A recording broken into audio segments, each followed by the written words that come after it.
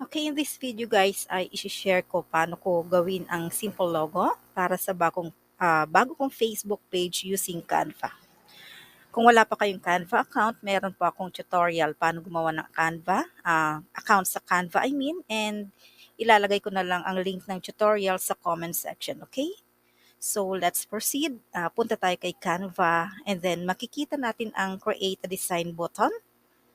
Then i-click lang natin. Pwede tayong pumunta dito sa more option and pwede din naman nating i-type ang logo word instead para mas madali. Kung mapapansin ninyo, yung ibang graphics or designs dito kay Canva ay may bayad and magagamit nyo lang ang mga ito kapag naka-pro account kayo. Pero sa video na to guys ay gagamitin lang natin yung mga yung mga free graphics and designs. So, ang name ng bago kong FB page ay Filipino's Coats. So, gagawa tayo ng logo from scratch. So, pili lang kayo dyan guys kung anong napupusuan ninyong design dyan as long as free, pwede natin siyang magamit. Since naka-free account lang tayo and free graphics lang ang designs ang gagamitin natin. So, dito guys, mapapansin ninyo this is for pro account, yung design na to. So, hahanap tayo ngayon ng mga free graphics and designs para sa logo natin. Okay?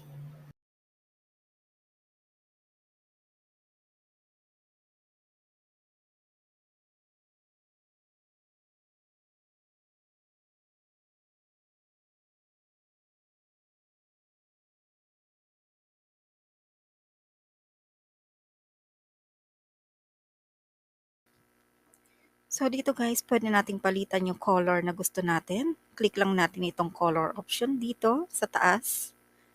And then, pili lang tayo ng color dito sa gilid, sa left side. Okay?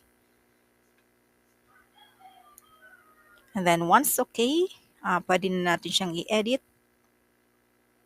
Okay, sundan nyo lang ako guys, okay?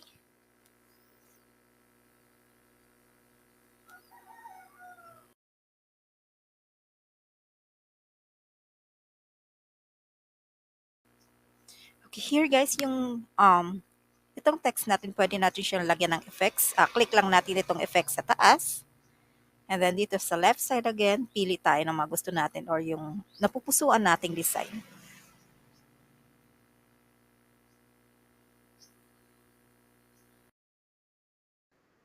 Then again guys, pwede natin itong i-curve, itong quotes na to. Punta ulit tayo sa effects and then dito sa baba, meron siyang shape option.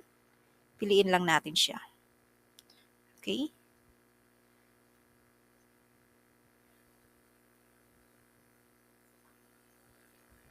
Okay, ulitin natin.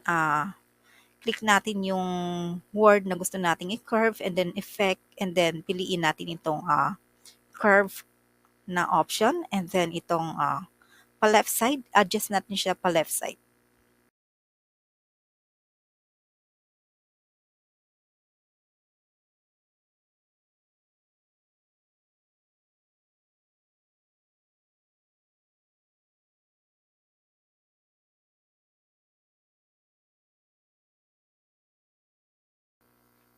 Alright, once satisfied na tayo dito sa logo natin, pwede na natin siyang i-download. Click lang natin yung share sa taas and then download option and then click on download. Okay?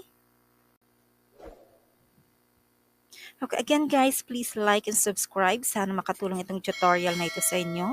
Huwag kalimutang i-click ang notification bell below para ma-notify kayo every time may bago tayong tutorial. Thanks for watching.